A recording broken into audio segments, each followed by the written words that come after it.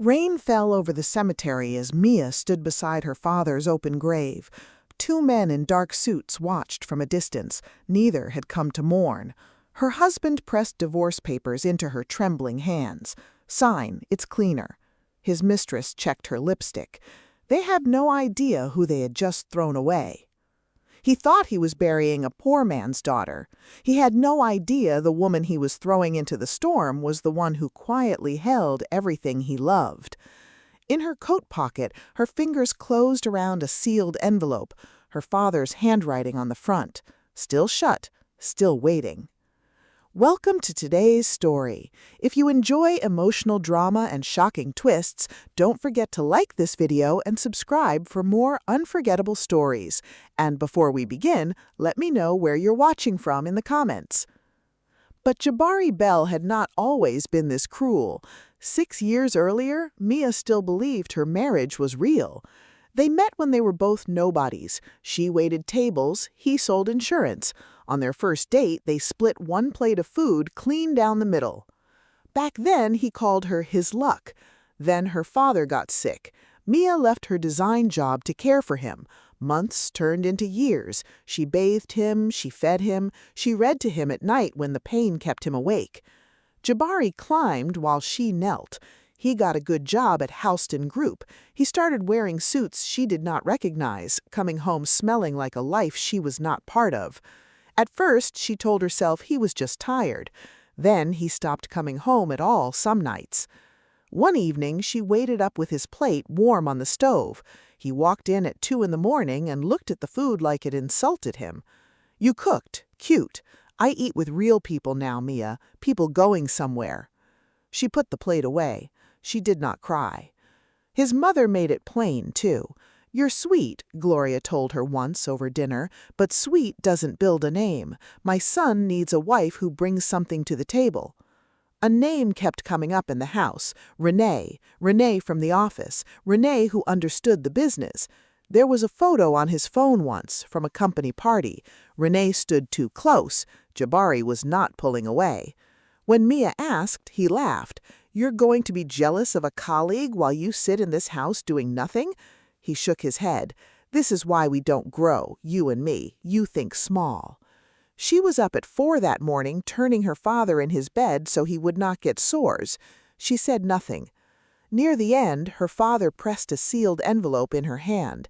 "Not yet," he whispered. "Open it the day they decide you're worth nothing, not one day before." She thought it was a goodbye. She kept it in her coat. She did not open it. Then he was gone, and 3 days later at his grave, Jabari handed her papers instead of flowers. The rain had not even dried on the divorce papers before the calls started. He called her that same night. "Have you signed yet?" "I buried my father this morning, Jabari. And I'm trying to make this easy for both of us. Sign the papers, take the little that's yours, and we all move on. Don't make this ugly. You don't want ugly. You can't afford ugly." She hung up. He called back 6 times. The next morning, a courier knocked. New papers, a yellow sticky note in Jabari's handwriting. Signed by Friday, being generous.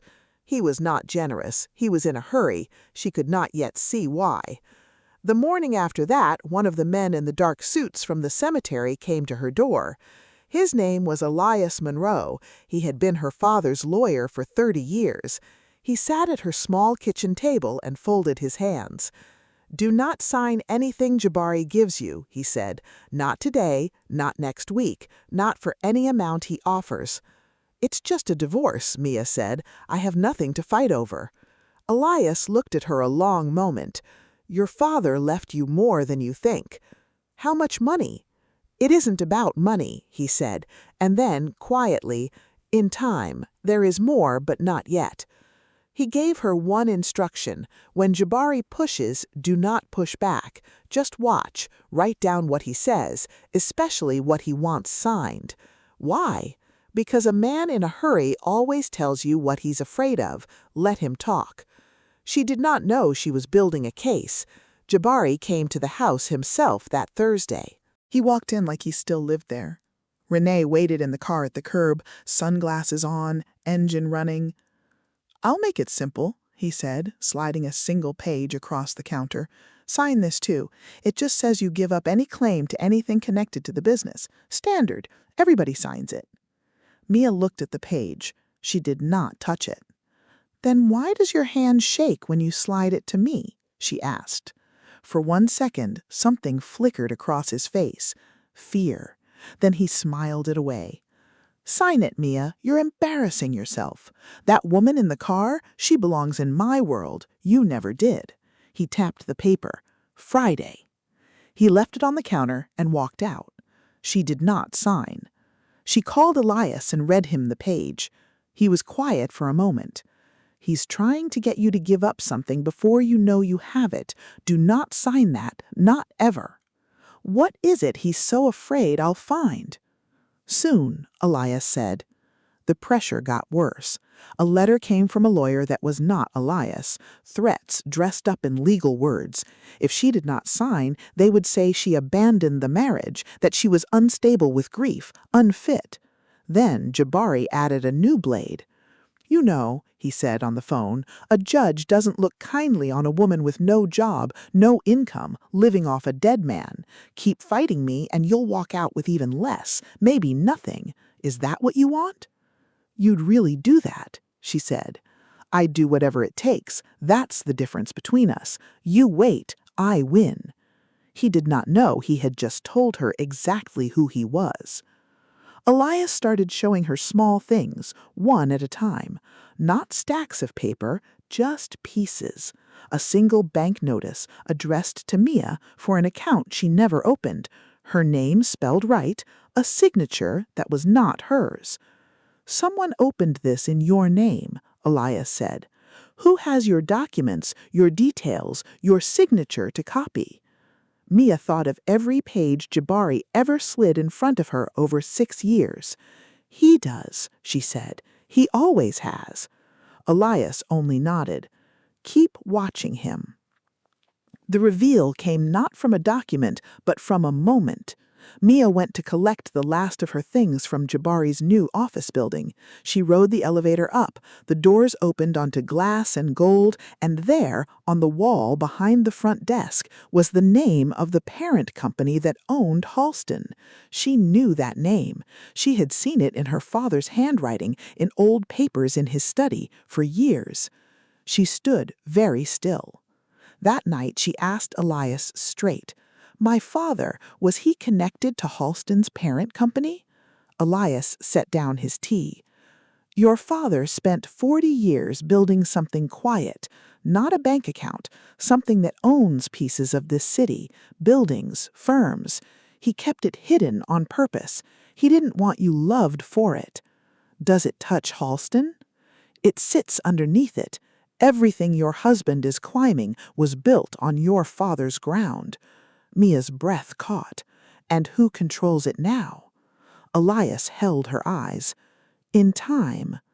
Renee made her first real move a week later. Mia posted one photo online, an empty wall where her father's picture used to hang. She wrote only, "Some spaces feel better once the past is removed." Within the hour, Renee answered with her own, a glass of wine on Jabari's balcony. The caption, "Out with the old. Some men just needed better taste." Gloria commented underneath, "Finally, a woman who fits." They thought they were dancing on her grave. They had no idea she was pouring a foundation beneath her feet. Then came the humiliation that Mia would carry all the way to the gala. It was a memorial dinner for her own father, a charity he had quietly funded for years, held every summer. Mia was invited as her daughter. She wore her mother's earrings and sat near the front. Halfway through, Jabari walked in, Renee on his arm in white, Gloria beside them. He'd bought a table, a big one, right at the center. When the host asked if anyone from the family wished to say a word, Jabari stood before Mia could. "I'll speak," he said warmly. "I knew the old man. Family, you could say." He smiled, "though family holds on a little too tight when it's time to let go." The room chuckled politely. Every eye slid to Mia. Renee leaned into the microphone. "To new chapters," she said, lifting her glass, "and to knowing when a chapter is over." Gloria patted the empty chair beside Mia as if to say, "All alone, dear?" Mia stood. Her hands were steady. She walked out through the middle of the room while they toasted, heels quiet on the floor, chin level. She did not cry. She did not scream. In the parking lot, she finally let one tear fall and then wiped it and made herself a promise instead. Elias was waiting by his car. He had seen it all. "They think that was your ending," he said gently. "Let them," Mia answered. "When do we stop watching, Elias?" He handed her a single card, an invitation. "There's a shareholders' gala in 3 weeks. Everyone who matters will be there. Jabari, Renee, the board. Come as my guest." He paused. "That is the night you open the letter." "And before then?" "Before then," he said, "your husband and that woman are going to make one last mistake, together. Let them." They made it 2 nights later, and they made it side by side. Elias came to her not with a folder, but with a photograph and an audio file. A quiet meeting in a parked car, Jabari and Renee, heads together. She only needed to hear 30 seconds. Jabari's voice. "The account's already in her name. Once the money's sitting in it, we report her. A woman under investigation can't touch a dime of that trust. Then it's ours to move." Renee's voice. "You're sure she doesn't know what she's sitting on?" Jabari laughing. "Mia, she thinks small. She always has." Mia closed her eyes. It was not Renee alone. It never had been. It was the 2 of them. He opened the door. He forged the signature. He picked his own wife to frame and laughed while he did it. Renee only walked through the door he held open. "He built a cage in my name," Mia said quietly. "He did," Elias said. "And 3 weeks he's going to walk you to the front of a gala, expecting the trust to sign. He still doesn't know who signs it." "Who does, Elias?" For the first time, Elias let the silence sit. "That's the part your father wanted you to read yourself, not from me, from him." For 3 weeks, Mia smiled and signed nothing. She let them believe she was breaking. She let Gloria find her at a coffee shop, pat her hand and say, "A clean break is kinder, dear. Grief makes women hold on to things that were never theirs." Mia only said, "You're probably right." She was waiting for a room. The gala was gold light and low music. Jabari wore his best suit. Renee wore red and stood at the front like she already owned the floor. The board sat at round tables, glasses full, waiting to bless the merger that would make Jabari untouchable. Renee took the small stage. "Tonight we close a deal that secures all our futures. All we need is the final signature from the trust that holds the controlling share. And I'm pleased to say that signature is in this room." She smiled at Jabari. Jabari smiled at the board. That was when Elias stood. "Before anyone signs, the trust would like to introduce its successor." Mia rose. The room turned. Jabari's smile dropped an inch. Gloria's hand froze around her glass. Renee's eyes went sharp. Mia walked to the stage. She took the sealed envelope from her coat, her father's handwriting, 6 years unopened. She broke the seal. Inside was 1 page. She read it out loud, plain and slow. "To my daughter Mia, if you are reading this, they have decided you are worth nothing. So let me tell them what you are. You are the sole successor of the Vance Trust. You hold the controlling share of the Houston parent company. Nothing they build stands without you. It never did." The room did not breathe. Jabari stepped forward. "This is a mistake. She's under investigation. She can't legally—" "The complaint was withdrawn this morning," Elias said, "because we found who opened the account in Mia's name. We found who moved the money. We found the meeting where the 2 of you planned it in your own voice, Jabari." He set a small recorder on the podium. Jabari's own words filled the golden room.